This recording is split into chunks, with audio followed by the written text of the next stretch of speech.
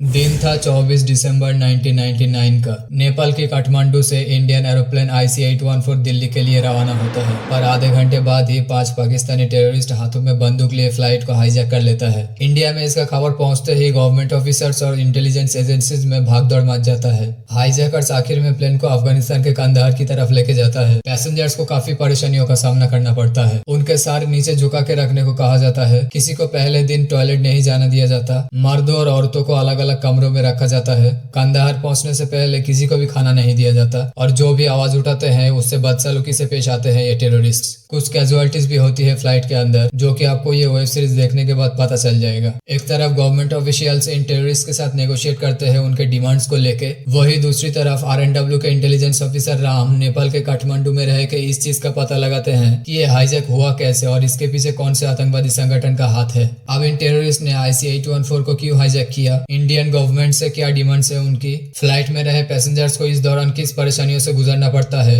उनमें से कितने सही सलामत घर वापस लौट पाते हैं, आखिर कैसे ये हाईजैक खत्म होते हैं और क्या राज है उस लाल बैग का जो टेररिस्ट अपने साथ लेके फ्लाइट में घुसते हैं। ये जानने के लिए आपको web series IC-814 the Kandahar hijack देखना पड़ेगा, only on Netflix. IC-814 the Kandahar hijack एक सच्ची घटना पर आधारित वेब सीरीज है। 1999 के दिसंबर में इंडियन फ्लाइट IC-814 को हाईजैक कर लिया गया था। ये हाईजैक 24 दिसंबर से 31 दिसंबर तक चला था। 7 दिन तक चलने वाला ये हाईजैक भारत के इतिहास में सबसे लंबे दिनों तक चलने वाला हाईजैक के नाम से जाना जाता है और web series IC-814 the Kandahar hijack इस घटना को काफी डिटेल तरीके से दिखाने की कोशिश की है। सीरीज के डायरेक्टर है फिल्म मेकर अनुभव सिन्हा। यहाँ टोटल 6 एपिसोड है, ज्यादातर 40 से 50 मिनट की ड्यूरेशन का। इस सीरीज में जो मुझे सबसे अच्छा लगा वो है इसकी सिनेमाटोग्राफी एंड लाइटिंग। इतने क्लियर और ब्यूटीफुल है हर शॉट, तारीफ किए बिना रहा नहीं जाता। They are just mind blowing. Aerial VFX काफी बेहतरीन है। बैकग्राउंड म्यूजिक आर्टिस्टिक है और काफी सही तरीके से प्लेस किया गया है। कहानी काफी ज्यादा इंटेंस है और होना भी चाहिए, क्योंकि आखिरकार ये है तो एक हाईजैक की ही कहानी। मैं ये दावे से कह सकता हूँ कि ये सीरीज आपको स्क्रीन से चिपका के रखेगी।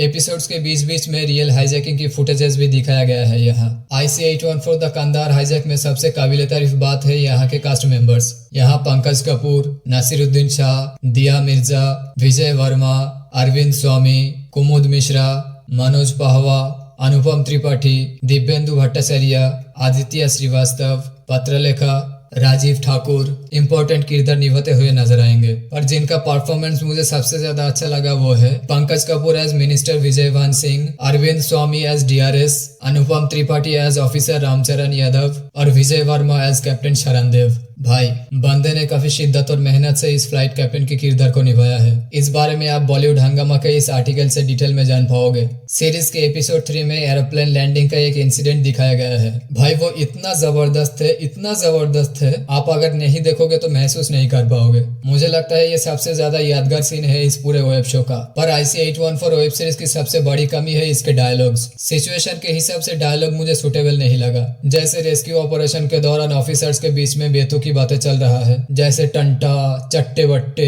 RNW और IB के ऑफिसर्स के बीच में हाईजैक के साथ साथ चाय, कॉफी और सिगरेट पे भी चर्चा चल रहा है। और हद तो तब हो गई जब हाईजैकिंग के डिस्कशन के दौरान DRS के मिनिस्टर को पोती होने के लिए बधाइयां देने लगता है। मैं तो बस ये सोच रहा था भाई यहाँ पे क्या हो रहा है, भाई यहाँ पे क्या हो रहा है, भाई ये कहाँ फंस गया भाई मैं, भाई ये क्या हो रहा है। रिलीज के कुछ ही दिनों बाद ये शो एक कंट्रोवर्सी में घिर चुका है। दरअसल हुआ यूं, जो 5 टेररिस्ट फ्लाइट को हाईजैक किया था उनमें से एक को शंकर और दूसरे को भोला नाम से बुलाया जा रहा था और यहीं पे शुरू हुआ कंट्रोवर्सी। कई ऑडियंस और पॉलिटिकल लीडर्स ये सवाल उठा रहे हैं कि इस्लामिक टेररिस्ट का हिंदू नाम क्यों रखा गया है। कंचन गुप्ता, जो कि इस हाईजैक के दौरान एक गवर्नमेंट ऑफिशियल रह चुके हैं, उन्होंने कहा कि इस सब के पीछे मकसद है ये बताना कि वो हाईजैकर्स असल में मुस्लिम नहीं थे। BJP IT cell chief Amit Malviya ने भी इस नामकरण के लिए अपना गुस्सा जाहिर किया है। Farmer army commander officer KJS Dhillon ने इस वेब सीरीज को most unprofessional depiction of a very serious incident कहा है। साथ ही उन्होंने IC-814 द कंधार हाईजैक को 10 में से 2 रेटिंग दिया है।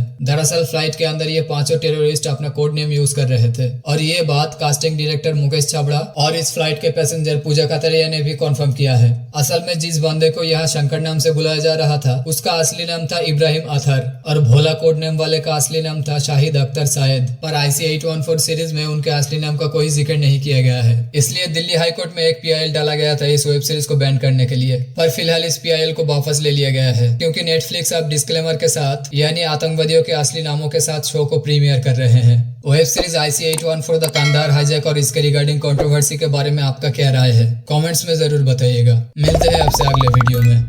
Bye bye. Bye bye.